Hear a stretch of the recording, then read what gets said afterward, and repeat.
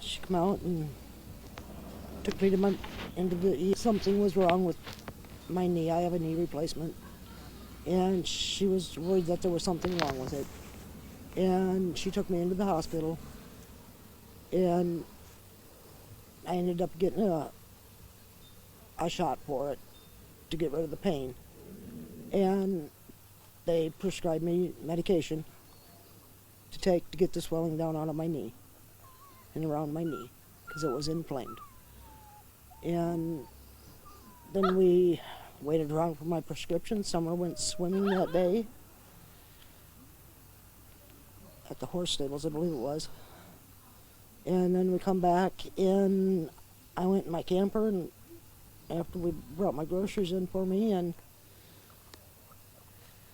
the boys helped with that, and of course Summer. And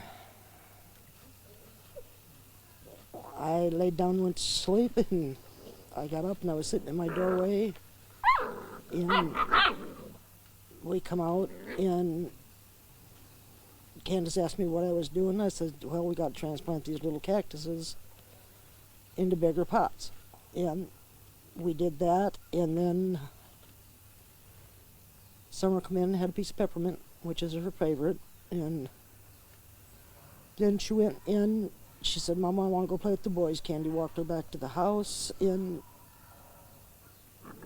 she asked the boys to keep an eye on her, and that's the last time I seen her. Tell me, when you first realized that Summer was missing, what was going through your mind, and what was it like here? To be blunt, it was hell. I mean, and I apologize, I'm blunt. As everybody knows, I have a missing daughter. She's been gone for 12 years. And all I could say is, oh God, not again. And I couldn't do nothing but cry. And we yelled for her, and we yelled for her, and yelled for her. And what's he scratching? I could not find her.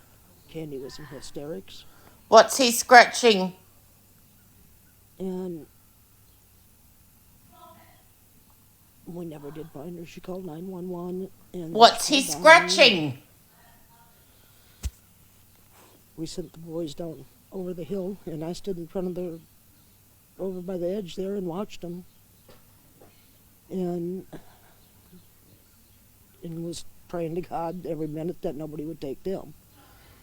And there was no sign of her. Do you believe that someone took Summer, or do you believe that she wandered off? What do you believe happened? I believe somebody took her. I know people say it doesn't happen, but it does happen. It happens in small towns, it happens in big towns. It happens in the country. And the following video I'm about to show you is a phone call between a lady and a friend of GRANDUS speaking about the day Summer Wells disappeared. Have a listen. I saw, okay.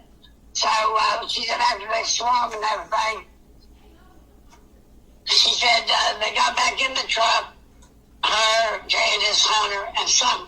Well, Summer was cold, so she put on that outfit that she had in the truck for her. All right?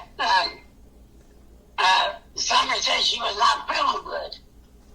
So she reached over there was a bottle of orange pop or something in the truck.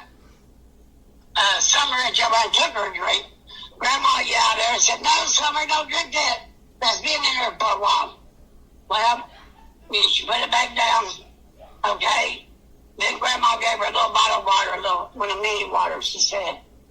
Okay, and Summer kept saying she did not feel good, and she fell asleep. That milk was sitting there, and I guess she just fell over on the milk, Grandma said.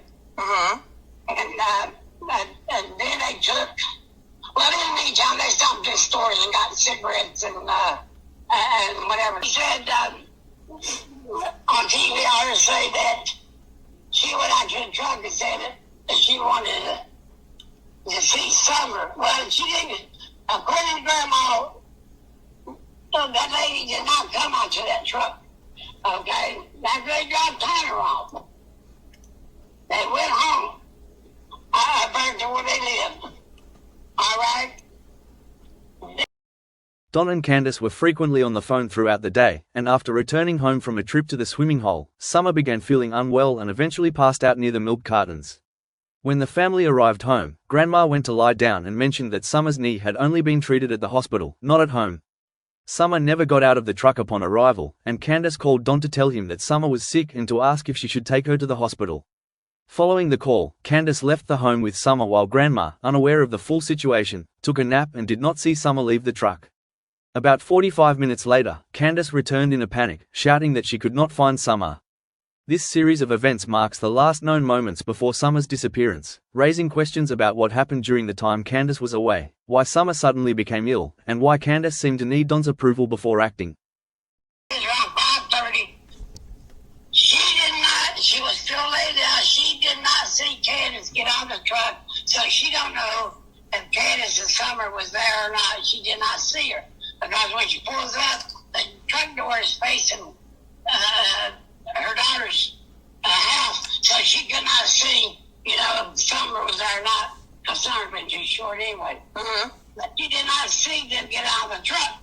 So she just went on in the house, I guess. Her daughter went on in the house. Okay. The next day, she was still laying there. She dozed off, she said. She was still laying there. Okay. The next thing she knows, her daughter's coming out here screaming, I can't find Summer, I can't find Summer. So, disappeared, vanished. August 21st, 2009, Rose Bly left her rural Polk County home to visit a cousin in nearby Cushing, Wisconsin. It was the last time her family ever saw her. The family's hurting. That's why we're here today. First-year Sheriff Brent Walk is making Bly's case a priority at the 10-year mark. Investigators have already interviewed 150 people and handled 200 tips. Our focus now is to shift and try something new. That includes releasing an age progression photo of what Bly would look like now at 31. And then there's this video. And it's horrible. It's hard to deal with. Very hard to deal with. The sheriff's office interviewed Bly's mother in a short video distributed to followers on social media. It's not a good feeling. It's just, I wish I knew where she was. We hope people share the story. We hope people start talking again about this. We want this to be in the forefront of what's going on. The sheriff's office has never identified any suspects or any possible motive, but there was one early clue. Just days after she went missing, police found Bly's car here in this public parking lot in Grantsburg, about 30 miles north of where she lived. But still, there was no sign of Bly herself. Investigators at least recovered evidence and DNA from the car in Grantsburg. That town still remembers the case. It's in the back of people's minds. Megan Schauenberger was only a few years younger than Bly when she disappeared and wants to see this case solved. It means a lot, especially for this town. This town itself has been through a lot, but her family. Bly's children have never known their mother. This mystery is solvable. We just need to get that vital piece of information. Danny Spiewak, Care 11. Hey, Benny. Hey, beautiful. What's happening, girl? It's just like candy. Ow. I love you, beautiful. Hey, Benny. Hey, beautiful. What's happening, girl? It's just like candy. Ow. I love you, beautiful. Thanks for watching.